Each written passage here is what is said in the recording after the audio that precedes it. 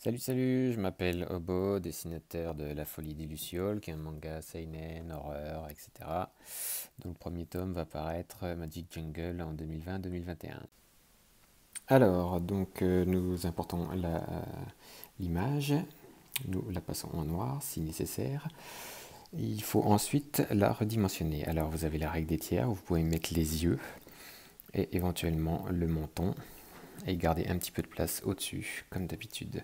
Ensuite, vous verrouillez ce calque, vous mettez un calque de transformation où vous allez régler la luminosité et le contraste de manière à obtenir des biens noirs, des biens blancs et des gris qui ne vont pas vous euh, gommer sans perdre, autrement dit, des détails importants qu'il pourrait y avoir, par exemple, dans le cou, etc. Ensuite, vous mettez un peu de transparence sur votre fichier. Et il faut vraiment vous demander d'où vient la lumière. Elle vient de droite et elle va éclairer certaines zones et donc rebondir et faire des ombres sur d'autres zones. La lèvre également, en fait la lumière joue à tous ces endroits-là. Donc il peut y avoir de la lumière réfléchie qui va éclairer un petit peu l'oreille. Et une fois que vous êtes à ce stade-là, vous pouvez commencer véritablement l'ancrage. Moi j'utilise un crayon réaliste qui sera plus noir si vous utilisez une petite taille. Et qu'on va donc utiliser pour les yeux de manière à avoir des yeux bien noirs. Vous faites le reflet, la pupille, puis l'iris de manière concentrique sur lequel vous allez foncer le dessus en fait de l'iris. D'accord? Et ensuite vous délimitez vos zones noires et vous faites comme des petites langues pour faire les griser en fait. On pourrait délimiter des grosses zones noires, mais en général je ne le fais plus. Et là vous avez l'orientation des langues qui vont se faire en fonction de l'anatomie du personnage. Donc on continue les noirs. Vous posez vos noirs, vous posez vos petites langues. Il y a des noirs bien noirs, puisqu'il y a des rides bien marquées. Par contre, il y a d'autres rides, comme vous venez de le voir, qui sont moins marquées. Et pour les sourcils, on pourrait faire des gros sourcils tout noirs, mais il est plus intéressant de faire des sourcils bien fins. Au niveau des rides, elles sont quand même bien marquées également. Donc les sourcils, ce qui est important, c'est l'implantation des cils.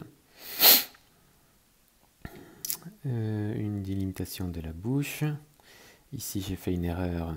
En fait, c'est de croire que la lèvre allait jusqu'en bas, alors qu'en fait, c'est juste l'ombre. On aurait pu noircir la lèvre supérieure et faire juste l'ombre de la lèvre inférieure. Vous continuez les rides. Au niveau de tout ce qui est poils et moustaches, en fait, comme on va le voir bientôt, vous avez la possibilité de devenir le poil, de devenir les cheveux, de devenir la peau. Et du coup, un poil ne se comporte pas du tout comme de la peau. Alors ici, je vais montrer un petit peu les zones d'ombre classiques. Et ici, c'est les endroits où vous pouvez laisser un petit peu plus clair. Au niveau des yeux, de la commissure des yeux. Donc quand vous faites des poils, vous devenez le poil. Ici, on va essayer de garder du blanc vu qu'il y a du noir en dessous. Et vous devenez le poil, ce qui fait que vous faites des petits traits un petit peu arrondis, pas très grands. Contrairement à la peau, où vous pouvez faire des traits qui sont... alors pour le coup, on peut l'envisager comme un tube sur lequel il y a une partie claire et une partie foncée. Et en fait, la peau, vous faites des traits plutôt sans délier. Ici, vous avez les muscles du cou qui sont dans un certain sens, et donc les petites langues de traits vont être dans un certain sens aussi. Là, on noircit bien, donc du coup, il faut que la barbe soit bien blanche quand même. Là, on continue l'ancrage du cou, et c'est le fait de faire un cou quand même bien noir, ça pose la tête. et ça focalise sur les yeux et sur les éléments de la tête. Donc toujours les barbes avec une partie très claire, donc des traits très fins, des traits très fins. Et vous pouvez délimiter un petit peu plus la barbe. Ici pour les cheveux, c'est toujours pareil, vous pouvez faire des traits un petit peu plus ondulés, des traits assez fins. On délimite.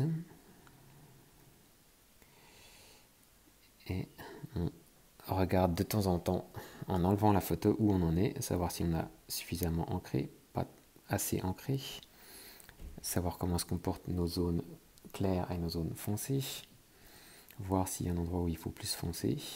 Et les rides, en règle générale, c'est des plis qui ont un trait et qui ont une toute petite ombre.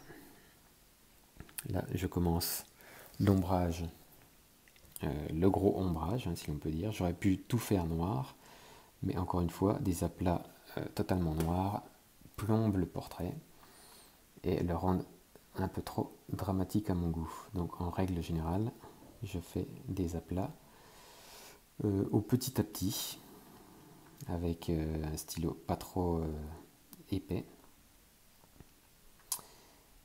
Et là, on a quasiment fini la peau, donc on se remet aux cheveux, en gardant bien en tête les zones d'ombre, les zones claires. Les oreilles, elles sont quasiment à l'ombre, donc elles vont être très foncées. Et pour les cheveux, vous pouvez faire des gros traits et ensuite des plus petits traits. Et on peut considérer même les cheveux comme une zone avec un éclaircissement au milieu et des zones un peu plus foncées sur les côtés. Pour tout ce qui est vêtements, en fait, vous pouvez prendre un crayon plus gros. Là, je suis en 5. On va modifier un petit peu les réglages de la photo, puisque c'est un pull foncé sur du foncé, pour obtenir les contours. Et là, vous pouvez faire des traits. Donc, vous mettez encore une fois à la place du pull, devenir le tissu, et du coup, faire des traits qui se comporteraient comme un tissu. Voilà, là, je montrais l'ombre portée de la tête. Donc, tout ça, vous pouvez le faire en noir. Ça va poser le personnage, ça va poser la tête. Et ça va équilibrer avec cette grosse zone de clair. Et vous pouvez aussi vignetter les coins, c'est-à-dire foncer les coins de manière à focaliser l'attention sur la tête. Voilà, là c'est quasiment fini. J'ai juste mon problème de lèvres que je n'ai pas encore réglé. Et à ce moment-là, il faut vous détacher de la photo. Vous mettez la photo de côté et vous travaillez le plus souvent sans image en dessous, ce qui vous permet de voir où est-ce que ça coince. Et de temps en temps, il est intéressant de revenir à la photo. Alors vous voyez que les zones d'ombre sont un peu trop marquées à mon goût. Il est intéressant de revenir à la photo pour se dire, pour faire des comparatifs et se dire, tiens, où est-ce que j'ai des éléments spécifiques de Sean Connery que je n'ai pas réussi à ressortir dans mon image.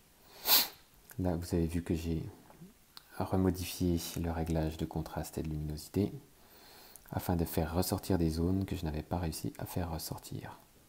Je m'aperçois que les sourcils ne sont pas ceux que j'ai fait, ne sont pas ceux de Sean Connery, donc je les modifie. Ici, on continue, donc là c'est la zone des lèvres supérieures qui sont un petit peu plus foncées. Donc à ce stade-là, c'est vraiment de la finition, donc c'est souvent des petits traits, pas trop lourds, pas trop appuyés. Je m'aperçois que ma zone d'ombre, que je n'ai pas voulu faire entièrement noire, il faut qu'elle soit un petit peu plus foncée pour avoir un meilleur rendu. Ici, vous pouvez faire des traits blancs sur du noir et vous prenez donc un crayon de taille fine où vous allez appuyer beaucoup, ce qui va faire du vrai blanc. Donc là, je suis en 1. J'ajoute quelques cheveux pour donner du réalisme et j'ajoute un petit peu d'ombrage pour arrondir le crâne malgré la lumière qui vient du dessus. Mon nez a un petit problème, je pense que je vais le résoudre par la suite. Voilà, donc là je suis vraiment détaché de la photo, Je travaille même sans zoom, hein, ce qui me permet de bien voir là où ça fonctionne et là où ça ne fonctionne pas. Donc je rajoute une ride, je fonce encore un petit peu les sourcils, de manière à avoir des sourcils qui ont un peu un volume.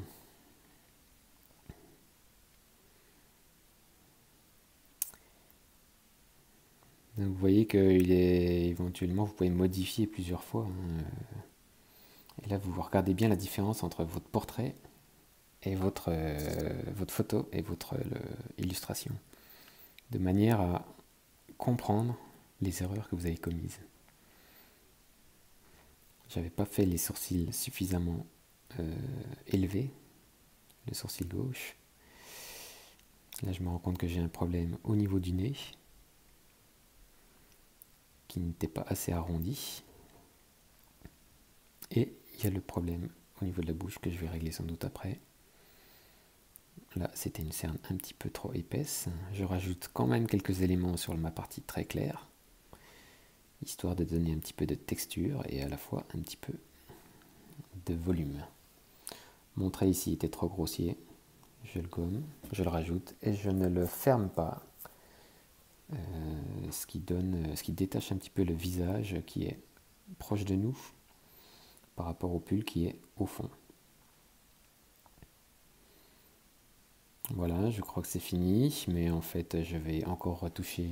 Alors j'ai vérifié en tout petit qu'est-ce que ça donnait, mais je vais encore faire quelques petites retouches de manière à éclaircir un peu ce nez, à foncer un peu les yeux. Alors là c'est vraiment des petits traits, c'est vraiment quelque chose de fin. On fonce encore un petit peu les yeux, la partie supérieure de l'iris. Et là c'est vraiment du fignolage, hein. C'est vraiment regarder le portrait dans son ensemble et se demander tiens qu'est-ce qui ne va pas. Là c'était les contours basiques d'une barbe,